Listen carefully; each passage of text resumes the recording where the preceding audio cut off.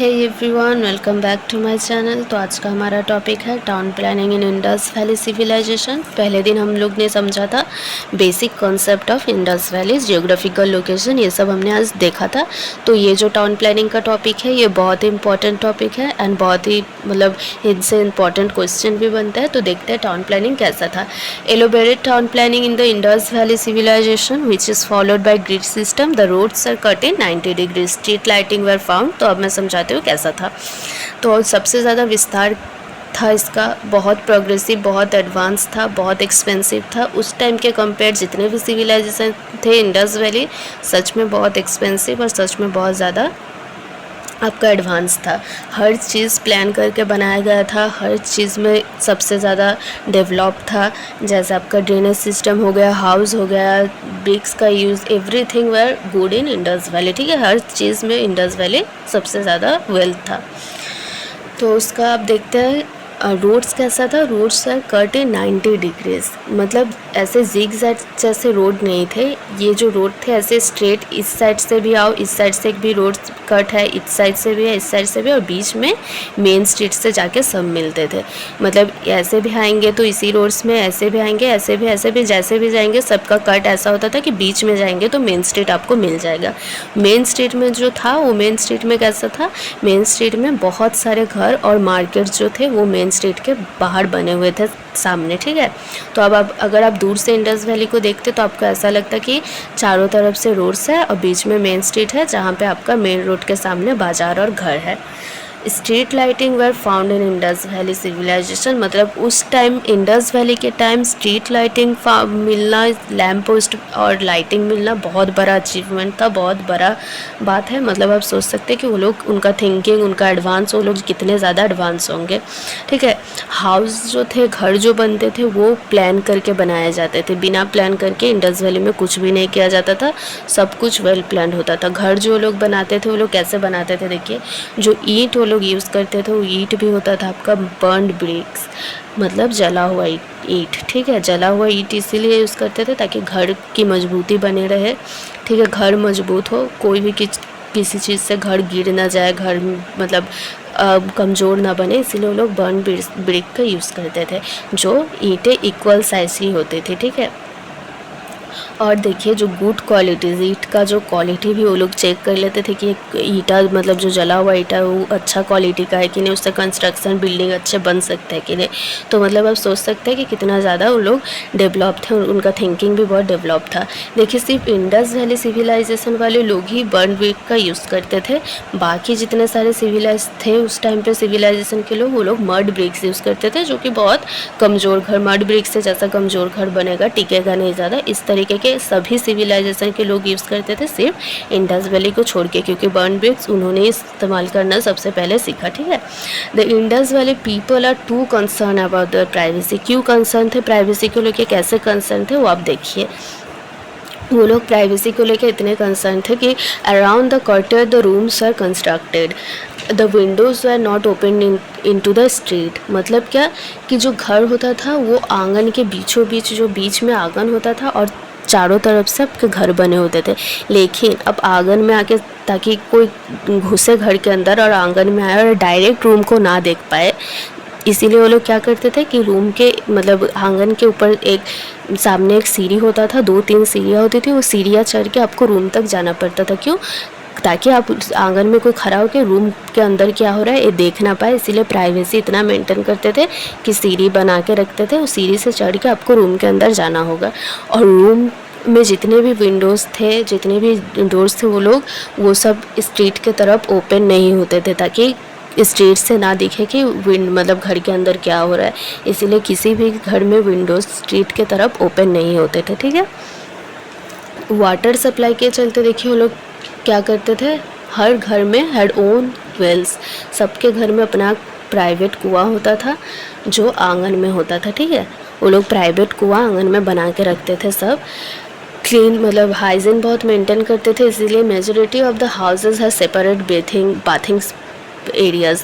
मतलब majority of, मतलब ज़्यादा से ज़्यादा लोगों को अपना बाथिंग एरिया, नहाने वाला जगह अलग था। ठीक है, सब अपना अपना नहाने वाला भी जगह, मतलब वो लोग हाइजीन को बहुत ज़्यादा मेंटेन करते थे।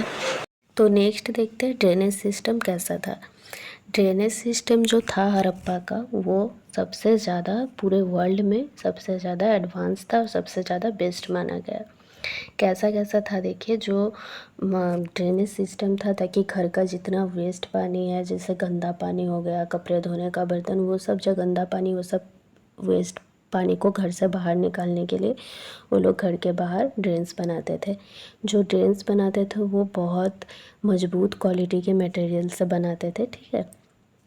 ड्रेन्स कैसे होते थे, जो कनेक्टेड होते थे दूसरे ड्रेन्स, जो कि मतलब अंडरग्राउंड रास्ते से होके मेन स्ट्रीट में जाके मिलते थे। पहले छोटे ड्रेन्स, वो फिर जाके अंडरग्राउंड रास्ते से होके पूरा सिटी का जो गंदा पानी वो बाहर निकाल के फेंक देगा।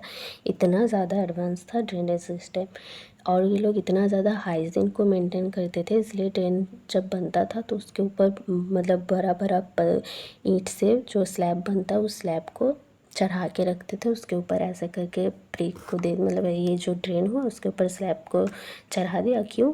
क्योंकि जब गंदा होगा तो उसको बार बार हटा कर साफ़ भी कर सकते हैं, इसीलिए ड्रेनेज सिस्टम जो था वो ऐसा था कि हाइजीन मेंटेन करते हुए उसको हटा कर साफ़ भी किया जाए। और जो मतलब ड्रेनेज सिस्टम का देखिए कि वो कनेक्टेड होता था मेन स्ट्रीट में जाके दूसरे ड्रेनेज सिस्टम से, उसके बाद वहाँ से अंडरग्राउंड से और एक रास्ता था जहाँ से पूरा सिटी का गंदा पानी बाहर निकल जाता था, ठीक है। और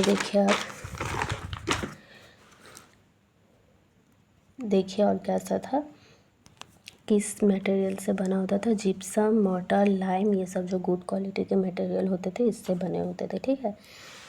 और देखिए टाउन एंड प्लानिंग कैसा था। जो बिल्डिंग ऑफ हाउसेस था, दो पार्ट में भाग, मतलब दो पार्ट्स थे, अपर एंड लोअर। जो अपर वाला पार्ट था वो वेस्ट में था, उसको सिटाडेल बोलते थे, एंड जो लोअर वाला पार्ट था वो ईस्ट में था, उसको मतलब आपका सिटी, लोअर सिटी बोलते थे, ठीक है।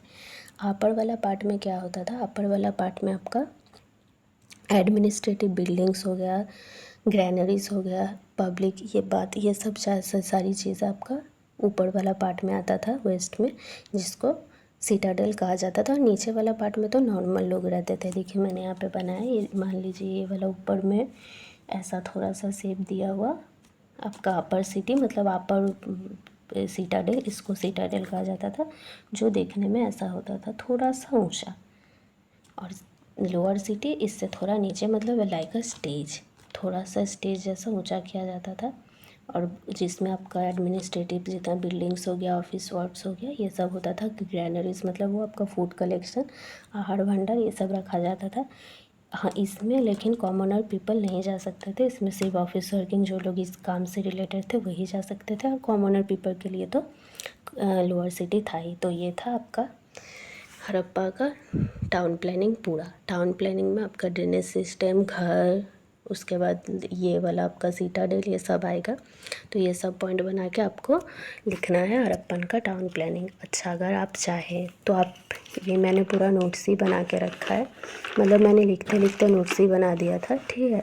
तो आप यहाँ से पूरा लिख सकते हैं, ये पूरा पॉइंट करके भी लिखा है। अगर आपको ये वाला चाहिए तो मैं अच्छा से लिख के आपके लिए प्रोवाइड करा दूँगी एकदम फ्री में, कोई ऐसा बात नहीं है।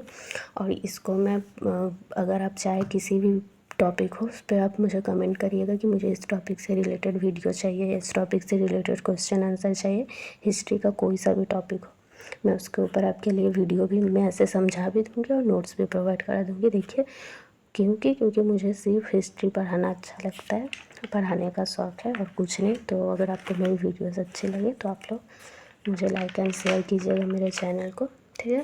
और अभी मैं दिखा देती हूँ, अगर आप चाहें तो इस वीडियो को पॉज करके भी टाउन प्लानिंग एकदम ईजी तरीके से लिख सकते हैं, क्योंकि पॉइंट्स जो है वो बहुत ईजी है, एकदम पॉइंट्स ईजी है, एकदम आसानी से आपको याद रहेगा। पहले आपको लिखना है टाउन प्लानिंग कैसा था।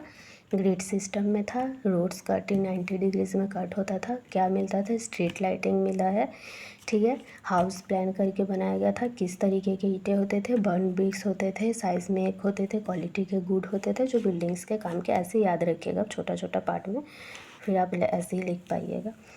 इंडस वैली का जो बर्न ब्रिक्स होता था वो सिर्फ वही लोग उस टाइम यूज़ करते थे, बाकी लोग मड ब्रिक्स का यूज़ करते थे, ठीक है। वो लोग प्राइवेसी को लेकर कॉन्सर्न थे, ठीक है। कैसे घर बनाते थे, आंगन के बीचों बीच कुआं वाला, ये वाला। उसके बाद ही वाटर सप्लाई के लिए घर के अंदर कुआं होना, बाथिंग एरियाज होना, ड्रेनेज सिस्टम ऐसा होना। ठीक है, ये पॉइंट सब आप देख लीजिए। ड्रेन सिस्टम क्लियर रखना, हाइजीन रखना, स्लैब बनाना, ये सारी बातें छोटे छोटे पॉइंट्स है। टाउन प्लानिंग में क्या था, बिल्डिंग हाउस कैसे थे, 2 पार्ट्स में थे। वेस्ट वाला अपर पार्ट सीटा है, ईस्ट वाला लोअर पार्ट आपका क्या है, लोअर सिटी। तो बस ये हो गए, ऐसे करके आप लिख सकते हैं। मैं दिखा देती हूँ एक बार। नोट्स चाहिए होगा तो ज़रूर से ज़रूर कमेंट्स कीजिएगा, मैं फ्री में लेके आऊँगी। और अगर आपको किसी भी टॉपिक से रिलेटेड वीडियो चाहिए तो भी बोलिएगा। और बाकी तो मैं अपना कवर कर रही हूँ पूरा एंशिएंट हिस्ट्री, और बाद में पूरा हिस्ट्री भी कवर करूँगी। Thank you so much. अगर वीडियो अच्छे लगे तो चैनल को लाइक एंड सब्सक्राइब प्लीज़ ज़रूर कर दीजिएगा। हर नेक्स्ट वीडियो जाएगा वो हड़प्पन सिविलाइजेशन का, और भी जितने सारे पार्ट्स हैं हम लोग वो कवर करेंगे। ठीक है, थैंक यू गाइस, बाय।